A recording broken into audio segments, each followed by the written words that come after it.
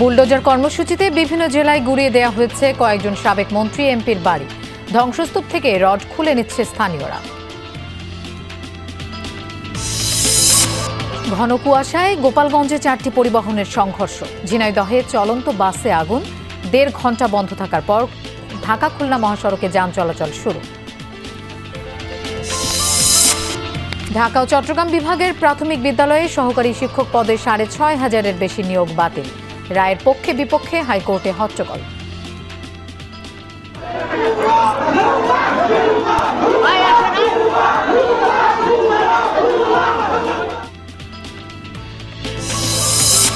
সরকারি বরাদ্দে বৈষম্য ও কর্মসংস্থানের অভাবে দারিদ্রতায় নিমজ্জিত বরিশাল বিভাগ।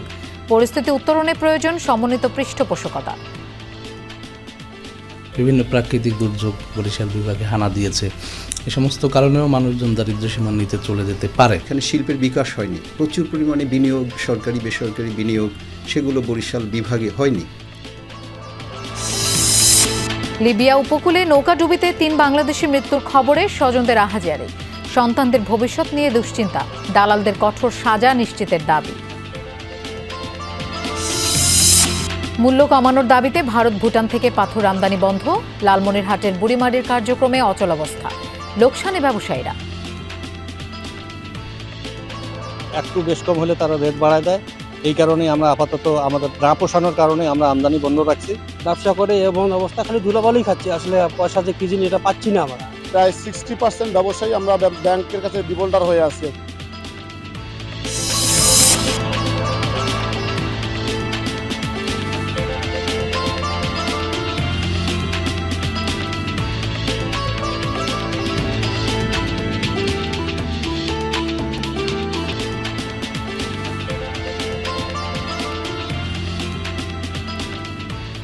শুভেচ্ছা, আমন্ত্রণ বিরতিহীন সংবাদ সারা দেশের আয়োজনে।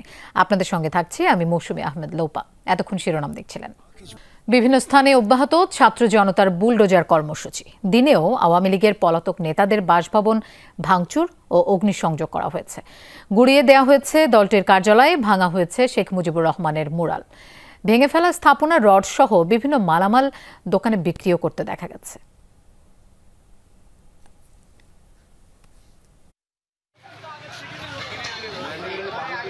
ক্ষমতায় থাকাকালে রাজশাহীর বাঘায় প্রাসাদ গড়েছিলেন সাবেক পররাষ্ট্র প্রতিমন্ত্রী শাহরিয়ার আলম।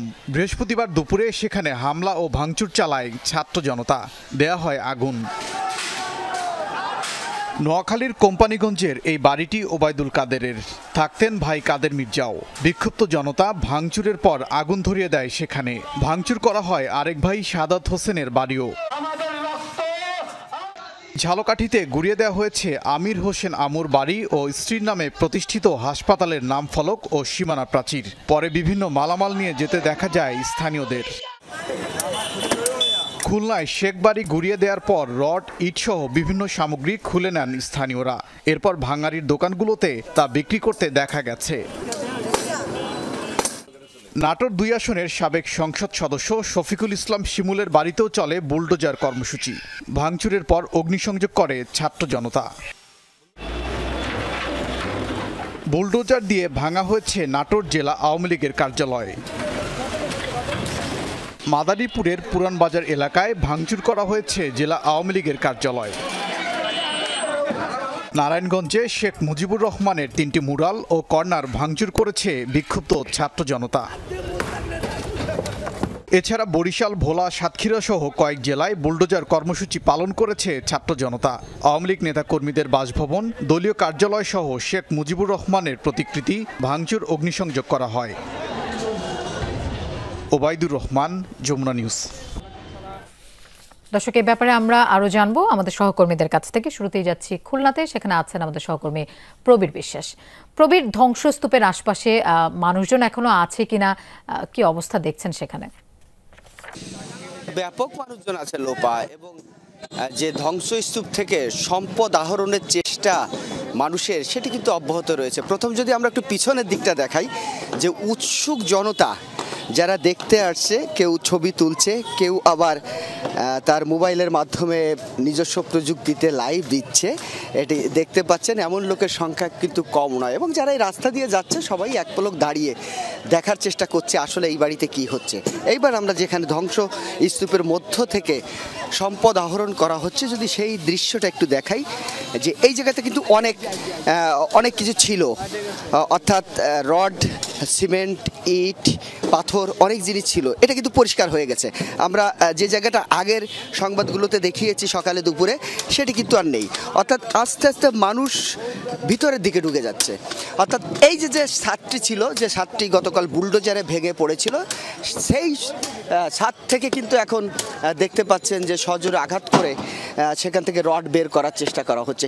শুধুমাত্র সামনের অংশটুকুনি নয়, পিছনে যত অংশ রয়েছে, যত দূর এই বাড়ির সীমানা রয়েছে, সব জায়গা থেকেই মানুষ চেষ্টা করছে যে যার মতো করে এখান থেকে ইট, সিমেন্ট, খোয়া বা রড বের করে নেওয়ার জন্য। এবং উপরে যে জায়গাটি দেখতে পাচ্ছেন, এখানে প্রচুর রড ছিল, কোনো রডের মাথাটা এখন পাওয়া যাবে না।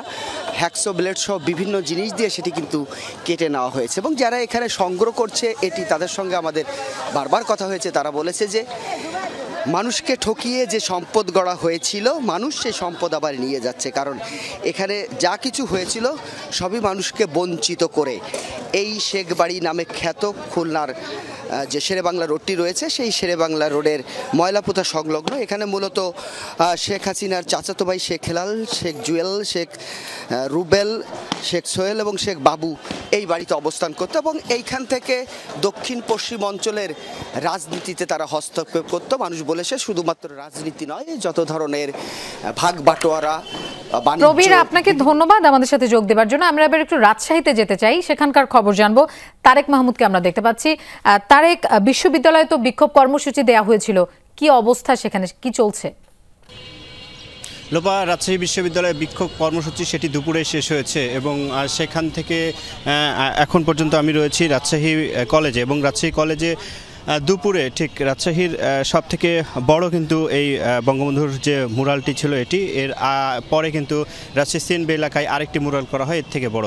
অর্থাৎ এখন রাজশাহীর যে রাজশাহী কলেজে বঙ্গবন্ধুর মুরাল যেটি ছিল সেটি কিন্তু দুপুরবেলা যারা শিক্ষার্থীরা এসে কিন্তু আজকে দুপুরের দিকে সেটি বুলডোজার দিয়ে কিন্তু ভেঙে এই দাঁড়ানো মুরালটি এখন কিন্তু ধ্বংসস্তূপে পরিণত হয়েছে।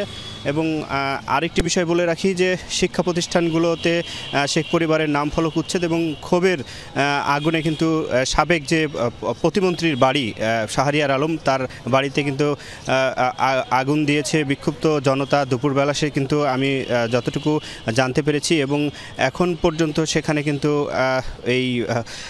সেখানে ধ্বংসস্তূপের অবস্থার মধ্যে রয়েছে। এবং আরেকটি বিষয় বলে রাখি যে পূর্ব ঘোষণা অনুসারে গতকালকে রাত্রে কিন্তু 9টা থেকে এই কর্মসূচি শিক্ষার্থীরা পালন করছে, এবং এখন পর্যন্ত এই রাজশাহী কলেজে যে বঙ্গবন্ধুর মুরালটি ছিল সেটি কিন্তু ভাঙা হয়েছে বুলডোজার দিয়ে।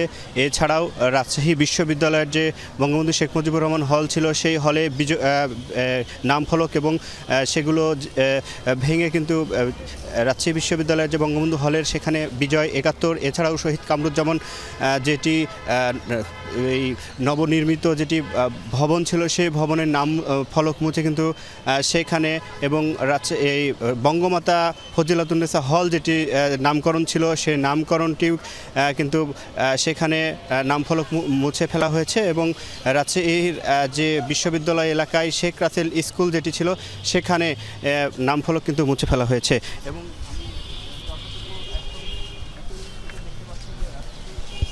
রাজশাহী কলেজে কিন্তু এখন পর্যন্ত এই যে সেটি কিন্তু ধ্বংসস্তূপে পরিণত হয়েছে, এবং এখানকার যারা বিক্ষুব্ধ শিক্ষার্থীরা ছিল তারা কিন্তু দুপুরবেলা সেটি ভেঙেছে বুলডোজার দিয়ে, এবং এখন কিন্তু সেটি দাঁড়ানো মুরালটি সেটি কিন্তু একদমই পড়ে ধ্বংসস্তূপে পরিণত হয়েছে। লোপা, তারেক, আপনাকে ধন্যবাদ আমাদের সাথে যোগ দেওয়ার জন্য। দর্শক, পাবনাতেও বুলডোজার কর্মসূচি চলছে, আমরা সেই খবর জানবো।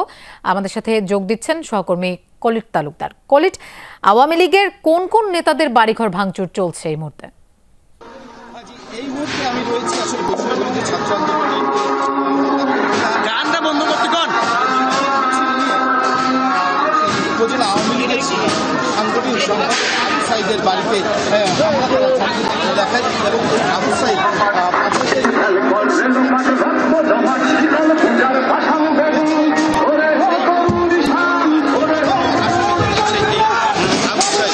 সেই বাড়িতে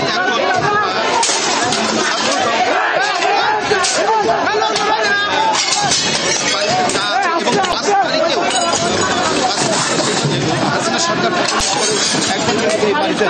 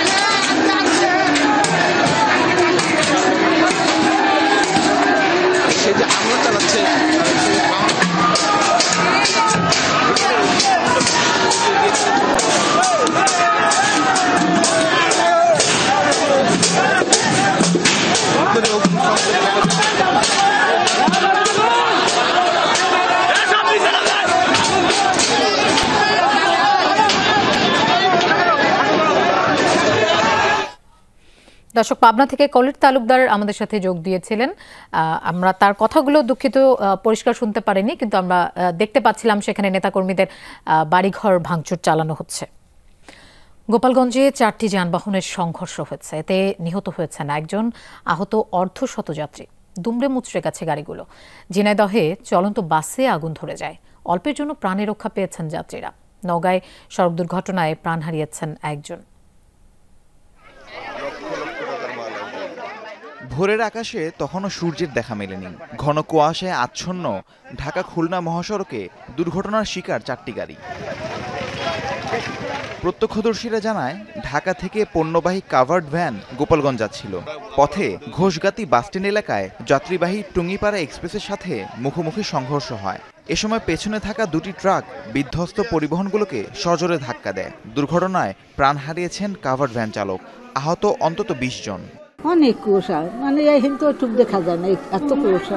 একটি state first courier service covered van এবং একটি টুঙ্গিপাড়া এক্সপ্রেস বাস মুখোমুখি সংঘর্ষ হয়েছিল, যেখানে স্টেট ফার্স্ট কুরিয়ার সার্ভিসের ড্রাইভার চালক ঘটনাস্থলে নিহত হন। আহতদের উদ্ধার করে হাসপাতালে ভর্তি করা হয়েছে। দুজনের অবস্থা গুরুতর বলে জানিয়েছেন চিকিৎসক। দুর্ঘটনার কারণে ঢাকা খুলনা মহাসড়কে 1.5 ঘন্টা বন্ধ থাকে যান চলাচল। পুলিশের পক্ষ থেকে যথোপযুক্ত ব্যবস্থা নেওয়ার জন্য নির্দেশনা দেওয়া হয়েছে। আমরা আশা করছি যে এই জাতীয় অ্যাক্সিডেন্ট কুয়াশার মধ্যে আরও বেশি সতর্কতা অবলম্বন করার জন্য সংশ্লিষ্ট সকলকে আমি অনুরোধ জানাচ্ছি। ঝিনাইদহের শৈলকুপায় কুষ্টিয়া ঝিনাইদহ মহাসড়কে চলন্ত এক বাসে হঠাৎ আগুন ধরে যায়। মুহূর্তের মধ্যে গোটা বাস দাউ দাউ করে জ্বলতে থাকে। অল্পের জন্য প্রাণে রক্ষা পায় বাসে থাকা যাত্রীরা। ফায়ার সার্ভিস জানায়, বাসটি খুলনা থেকে কুষ্টিয়া যাওয়ার পথে মোহাম্মদপুর বাসস্ট্যান্ডে দুর্ঘটনার কবলে পড়ে। প্রায় 1 ঘন্টার চেষ্টায় আগুন নেভায় 2টি ইউনিট। ব্যাটারির শর্ট সার্কিট থেকেই আগুনের সূত্রপাত বলে ধারণা ফায়ার সার্ভিসের। রাহিম সারোয়ার, যমুনা নিউজ। সরকারি প্রাথমিক বিদ্যালয়ের 3য় ধাপে চট্টগ্রাম ও ঢাকা বিভাগের নিয়োগ পাওয়া 6,531 জনের নিয়োগ বাতিল করেছেন হাইকোর্ট। বৃহস্পতিবার চূড়ান্ত তালিকা থেকে বাদ পড়া 30 জনের রিটের চূড়ান্ত আবেদনের শুনানি শেষে বিচারপতি ফাতেমা নজিব ও বিচারপতি শিকদার মাহমুদুর রাজির হাইকোর্ট বেঞ্চ এই রায় দেন। একই সাথে আদালত মেধার ভিত্তিতে পুনরায় নিয়োগ দেওয়ার নির্দেশও দিয়েছেন। গত বছরের জুলাইয়ে সরকারি চাকরিতে কোটা পদ্ধতি বাতিল করে রায় দেন আপিল বিভাগ। এর ফলে কোটায় আবেদন করা 6,531 জনের নিয়োগ অনিশ্চয়তার মধ্যে পড়ে। আজ এটি বাতিলের চূড়ান্ত সিদ্ধান্ত জানান উচ্চ আদালত। প্রতিবাদে আদালতের সামনেই বিক্ষোভ করেন নিয়োগ বঞ্চিতরা। এ সময় আদালতকে উদ্দেশ্য করে নানা রকম স্লোগান এবং আইনজীবীদের সঙ্গে তর্ক বিতর্কে জড়িয়ে পড়েন তারা। পরে হাইকোর্ট থেকে সচিবালয় অভিমুখে যাত্রা করে। পুলিশের বাধার মুখে সচিবালয়ের সামনের সড়কে অবস্থান নেয় বিক্ষুব্ধরা। আমরা সুপারিশ প্রাপ্ত, আমরা রাষ্ট্রের একজন অংশ, তাহলে কেন আমাদের নিয়ে অবহেলা? বিকৃত বিচার বিভাগের রায় আমরা মানি না।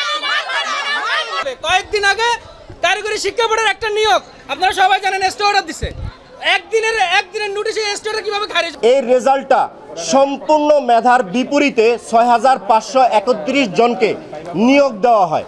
31/10/2024 তারিখের যে রেজাল্ট সেটা বাতিল হবে এবং নতুন করে অথরিটিকে মেধার ভিত্তিতে অর্থাৎ 23/7/2024 তারিখের নোটিফিকেশন ফলো করে নতুন রেজাল্ট পাবলিকেশনের নির্দেশনা দিয়েছে। নরসিংদীতে ছাত্রলীগের 10 নেতাকর্মীকে 7 দিনের রিমান্ড দিয়েছেন আদালত। দুপুরে অতিরিক্ত চিফ জুডিশিয়াল ম্যাজিস্ট্রেট নাহিদ নিয়াজের আদালত এই আদেশ দেন। এর আগে নরসিংদী জেলা কারাগার থেকে তাদের কোর্ট হাজতে রাখা হয়। আদালতে তোলার আগে তাদের উপর চড়াও হয় বৈষম্য বিরোধী ছাত্ররা। এতে উত্তেজনা ছড়িয়ে পড়ে আদালত পাড়ায়। পরে বঙ্গবন্ধুর মুরাল ভাঙচুর করে শিক্ষার্থীরা। পরিস্থিতি স্বাভাবিক হলে আদালতে তোলা হয় ছাত্রলীগের 10 নেতাকর্মীকে। পুলিশ 10 দিনের রিমান্ডের আবেদন করলে আদালত তাদের 7 দিনের আবেদন মঞ্জুর করেন।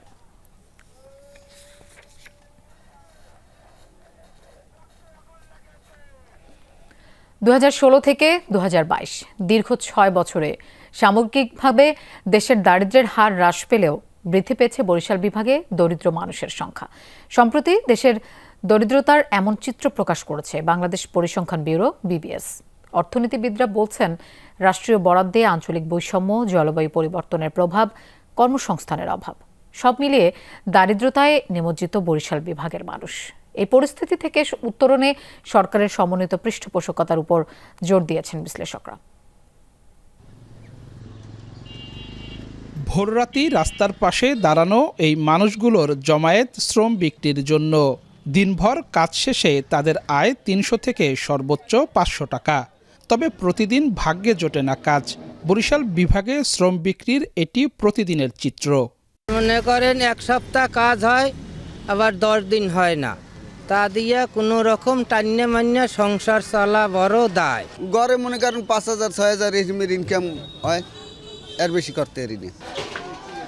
নগরীর কেডিসি এলাকায় ষাটোর্ধ্ব রেনু বেগমের ভাতের হোটেল। লাভ তো দূরের কথা, সংসার চালাতেই হিমশিম অবস্থা। এদিকে 40 বছর ধরে রিকশা চালান 85 বছরের রুস্তম খান। একমাত্র ছেলেও দিনমজুর। দুজনের আয়েও চলে না সংসার।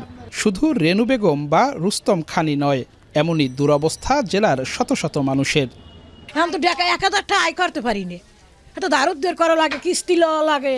ইনকাম বেশি করতে পারি না, ওই 400-500 রেলিয়েই ওই মোটামুটি কোনো রকম আর কি আল্লাহ বাসায় রাখছে আর কি। বিশেষজ্ঞরা বলছেন, জলবায়ু পরিবর্তনের ফলে নদী ভাঙন, ঘূর্ণিঝড়ের মতো প্রাকৃতিক দুর্যোগ বাড়ছে। ফলে উপকূলীয় অঞ্চল হওয়ায় ভিটেমাটি হারিয়ে বেকার এখানকার বহু মানুষ।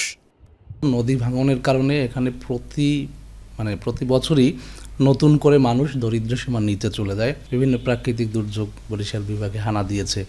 এই সমস্ত কারণেও মানুষজন দারিদ্র সীমার নিচে চলে যেতে পারে। বাংলাদেশ পরিসংখ্যান ব্যুরোর দারিদ্র্যের মানচিত্র অনুযায়ী 2022 সালের জরিপে দারিদ্র্য সীমার নিচে বসবাস করছে বরিশাল বিভাগের 26.6% মানুষ। অর্থনীতিবিদরা বলছেন, সরকারি বরাদ্দের ক্ষেত্রে অনেক বছর ধরেই বৈষম্যের শিকার এই বিভাগ। এটা সমস্ত দেশের ন্যায় বরিশাল বিভাগের 90টা পিইউসি থেকে 1800টি খানা বা পরিবার থেকে বছরব্যাপী তথ্য সংগ্রহ করা হয়েছে। এখানের কৃষিভিত্তিক একটি অর্থনীতি, এখানে শিল্পের বিকাশ হয়নি। প্রচুর পরিমাণে বিনিয়োগ, সরকারি বেসরকারি বিনিয়োগ, সেগুলো বরিশাল বিভাগে হয়নি। সুতরাং মানুষ ওই যে কর্মসংস্থানের দিক থেকে সবসময় একটা ভঙ্গুর অবস্থানে থাকে। নদীবেষ্টিত বরিশাল অঞ্চলের সাথে সড়কপথে যোগাযোগ স্থাপনে যুগান্তকারী সৃষ্টি পদ্মা সেতু। সেতু আর পায়রা বন্দর, এই দুই মিলিয়ে এই অঞ্চলে অর্থনৈতিক বিপ্লবের স্বপ্ন দেখেছিলেন দক্ষিণ অঞ্চলের মানুষ। তবে সেই স্বপ্ন পূরণ হয়নি। বিশ্লেষকরা বলছেন, বরিশাল বিভাগের দারিদ্রতার হার কমাতে শিল্পায়নের বিকল্প নেই। কাউসার হোসেন, যমুনা নিউজ, বরিশাল। সিলেট ওসমানী আন্তর্জাতিক বিমানবন্দরে 120টি বার ও 4টি স্বর্ণের পেস্ট সহ 2জনকে আটক করেছে এনএসআই ও শুল্ক গোয়েন্দা।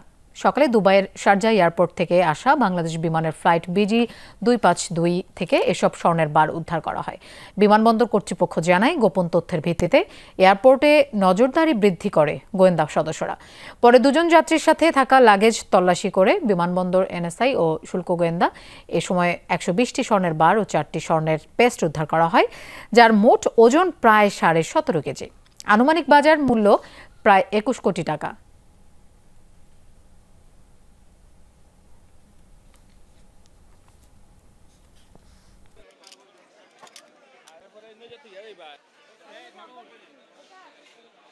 দুইজন যাত্রী সুকৌশলে 17.5 কেজি গোল্ড একটা প্রলেপ দিয়ে এটা নিয়ে এসেছে। একটি ফ্যানের মধ্যে কনসিল করে আনা হয়েছিল, সেটা ফ্যান এবং লাইট সেটিকে ভেঙে ওটার মধ্যে থেকে এই গোল্ড বারগুলো উদ্ধার করা হয়েছে।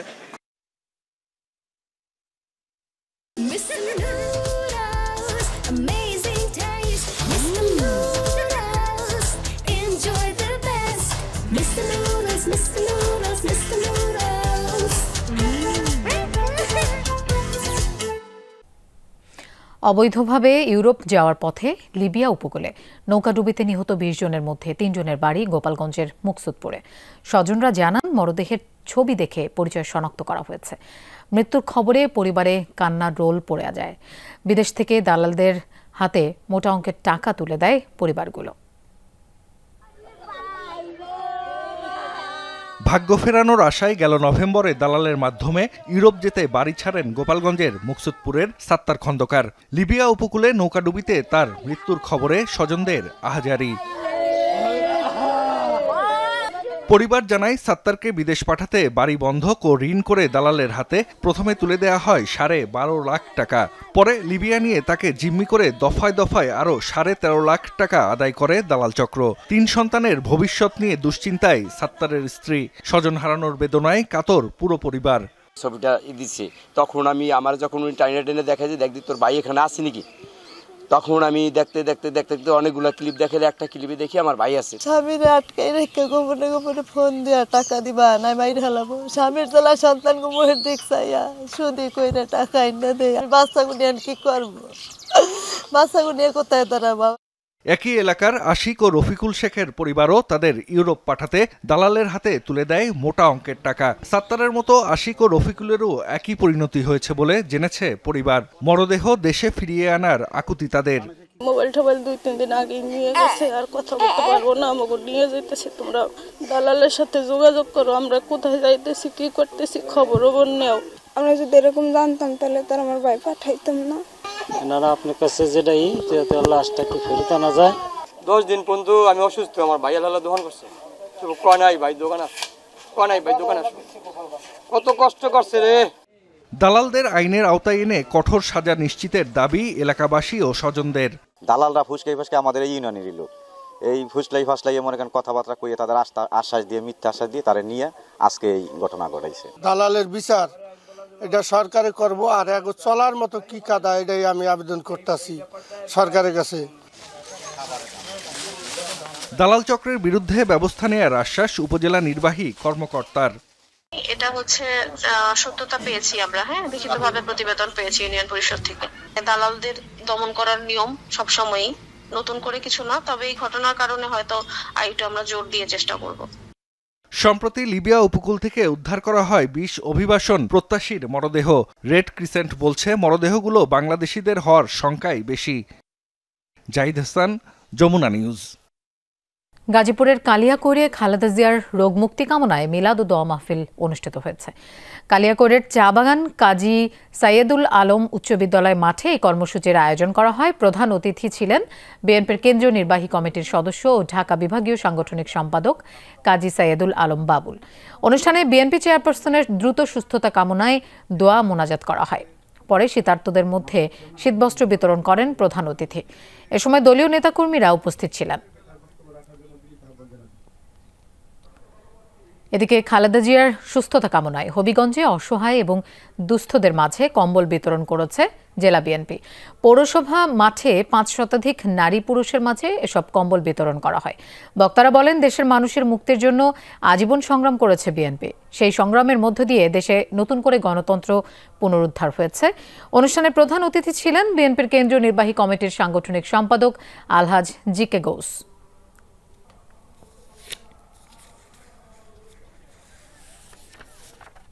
গাজীপুরের টঙ্গীতে বিএনপির 31 দফা কর্মশালা অনুষ্ঠিত হয়েছে। সকালে টঙ্গী পশ্চিম থানা বিএনপির আহ্বায়ক প্রভাষক বশির উদ্দিনের সভাপতিত্বে কর্মশালা অনুষ্ঠিত হয়। এ সময় তারেক রহমানের 31 দফা জনগণের মাঝে পৌঁছে দিতে নেতাকর্মীদের প্রতি আহ্বান জানান বক্তারা।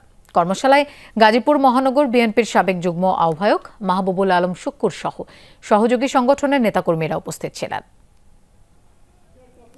মূল্য কমানোর দাবিতে 1 ফেব্রুয়ারি থেকে ভারত ও ভুটান থেকে পাথর আমদানি বন্ধ রেখেছেন বুড়িমারী স্থলবন্দরের ব্যবসায়ীরা। ফলে অনেকটাই অচল বন্দরের কার্যক্রম। আমদানিকারকদের মতে বর্তমানে যে দামে দুদেশ থেকে বোল্ডার পাথর আমদানি করা হয় তাতে লোকসান গুনতে হয় ব্যবসায়ীদের। তাই দ্রুত আমদানি মূল্য কমানোর তাগিদ সংশ্লিষ্টদের। ভারত ও ভুটানের সাথে বাংলাদেশের আমদানি রপ্তানি বাণিজ্যের গুরুত্বপূর্ণ প্রবেশদ্বার লালমনিরহাটের বুড়িমারী স্থলবন্দর। তবে গেল কদিন ধরেই বন্দরে অচলাবস্থা। আমদানি মূল্য কমানোর দাবিতে পার্শ্ববর্তী এই 2 দেশ থেকে পাথর আমদানি বন্ধ রেখেছে বুড়িমারীর ব্যবসায়ীরা। আমদানিকারকদের মতে বর্তমানে ভারত ভুটান থেকে পাথর ভেদে প্রতি মেট্রিক টনে $16 মতো আমদানির খরচ পড়ে। এতে লোকসানে পড়তে হয় তাদের। তাই রপ্তানি মূল্য ভুটান থেকে বোল্ডার পাথর তোরসা প্রতি মেট্রিক টন $15, শামসি পাথর 14 এবং ভারতীয় তোরসা প্রতি মেট্রিক টন $10 নির্ধারণের দাবি জানিয়েছেন তারা। ভুটানি তোরসা হচ্ছে $15, ভুটানি শামসি হচ্ছে $14 এবং ইন্ডিয়ান তোরসা সেটা হচ্ছে $10। এই রেটে যদি আপনার আজকেই যদি ওরা বলে যে এই রেটে আমরা মাল দিতে পারবো, তাহলে আজকেই কিন্তু মাল নেওয়া সম্ভব। বাংলা বান্দায় 1 রেট, আমাদের এখানে 1 রেট। এই রেটের কারণেই, ডিফারেন্সের কারণেই বাংলা বান্দায় যে মাল বিক্রি হয় আর এখানকার মাল বিক্রি হয় তাতে 50 প্রতি 15 টাকা ডিফারেন্স দাঁড়ায়। পাশাপাশি প্রতিবেশী দেশের ব্যবসায়ীদের বিরুদ্ধে সিন্ডিকেট করে বিভিন্ন সময়ে পাথরের দাম বৃদ্ধিরও অভিযোগ তোলেন আমদানিকারকরা। বারবার তারা একটু বেশ কম হলে তারা রেট বাড়ায় দেয়। এই কারণে আমরা আপাতত আমাদের না পোষানোর কারণে আমরা আমদানি বন্ধ রাখছি। বিগত অনেকদিন থেকে ব্যবসার সাথে আমরা জড়িত, ব্যবসা করে এবং অবস্থা খালি ধুলাবালুই খাচ্ছি। আসলে পয়সা যে কি জিনিস এটা পাচ্ছি না আমরা। প্রায় 60% ব্যবসায়ী আমরা ব্যাংকের কাছে ডিফল্টার হয়ে আছি আর কি। পাথর আমদানি বন্ধে এ কদিনেই প্রায় কোটি টাকার মতো রাজস্ব হারিয়েছে সরকার। ক্ষতির মুখে ব্যবসায়ী ও বন্দর কর্মচারীরাও। সংকট নিরসনে বোল্ডার পাথরের নির্ধারিত দাম ভারত ও ভুটানের রপ্তানিকারকদের কাছে পাঠানো হয়েছে। ভুটানের যে পাথরটা আসে আর কি, ট্রাক যেটা ভিকেল, সেই ভিকেলটা ডাইরেক্ট হলে আমাদের বুড়িমারিতে আসে না। চাংরাবান্ধায় ওরা ট্রান্সশিপমেন্ট করে ইন্ডিয়ান ট্রাকে দেয়। এইটার কারণেই হচ্ছে যে আমাদের $2 $2.5 করে বেশি করে কিনতে হয়। $14 যদি তারা পাথর এলসি করার যদি করতে চায় তাহলে হয়তো বুড়িমারির আমদানিকারকরা, আমার বিশ্বাস, তারা এলসির মাধ্যমে পাথর আমদানি করবে। বুড়িমারী স্থলবন্দর দিয়ে পাথরের পাশাপাশি কয়লা, চুনাপাথর, সবজি ও ফলমূলের বাণিজ্য হয়। হুমায়ুন রশিদ, যমুনা নিউজ। দর্শক, এই ছিল সংবাদ সারা দেশের আয়োজনে।